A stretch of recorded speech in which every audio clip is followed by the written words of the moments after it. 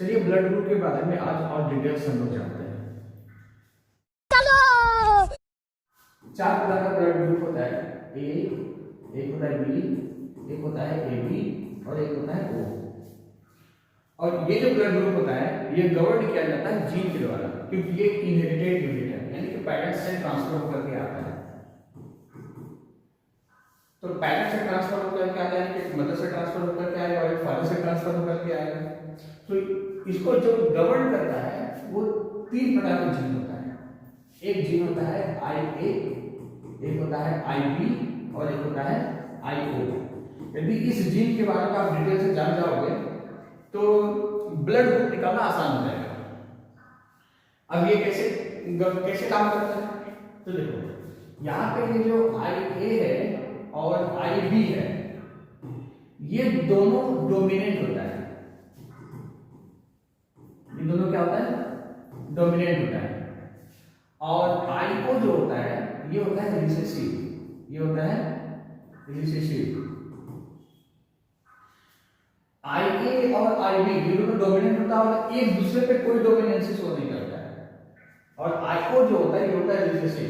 अब डोमिनेंट और रिसेसिव होने के कारण ही कोई ब्लड ग्रुप A होता है, कोई B होता है, कोई AB हो जाता है, कोई O हो जाता है।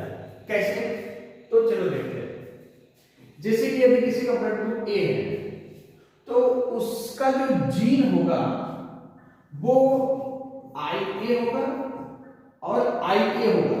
अब ये दो इसलिए लिख रहे हैं क्योंकि आप लोगों को पता है कि जो जीन होता है वो हमेशा पेयर में एग्जिस्ट करता है, इसलिए दो जीन आपस में मिलकर एक ब्लड ग्रुप बनाता है। तो यदि किसी का ब्लड ग्रुप A है तो उसका जो जीन होगा वो IA और IA होगा। इसमें एक और संभावना बनता है, क्या?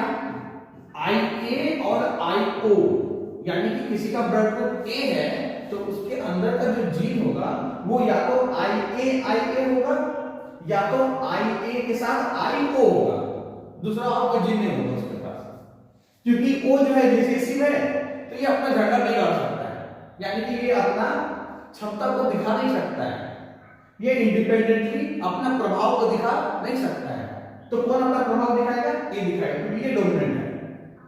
तो इसका मतलब यदि किसी का ब्लड ग्रुप A है तो उसके अंदर जो जीन होगा वो IA और IB वाला होगा या तो एक IA और एक IO वाला होगा।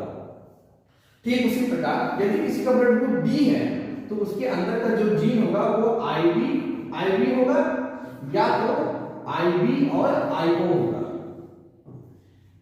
यदि किसी का ब्लड ग्रुप AB है तो उसका जो जीन होगा उसमें वो IA और IB होगा। ध्यान देना, क्योंकि IA और IB एक दूसरे पे कोई डोमिनेंसी शो नहीं करता है। तो ये जो है जिसी का भी ब्लड ग्रुप AB होगा उसके अंदर जो जीन होगा वो एक A का भी होगा और एक B का भी होगा। ऐसे सवाल कोई संभावना नहीं है AB का। और किसी का ब्लड ग्रुप यदि O है तो उसके अंदर का जो जीन होगा वो IO और IO ही होगा, इसके सिवा कुछ नहीं हो सकता। यानी कि A यदि है तो जीन होने का संभावना दो है, क्योंकि जीन हमेशा पेयर में एग्जिस्ट करता है, और B का भी जो है उसमें दो संभावना बन के आता है, और जो AB है उसमें केवल एक ही संभावना बन के आता है कि मदर से भी IA आया होगा और फादर से IB, या तो किसी एक से A और एक से B आया होगा तब वो AB हुआ।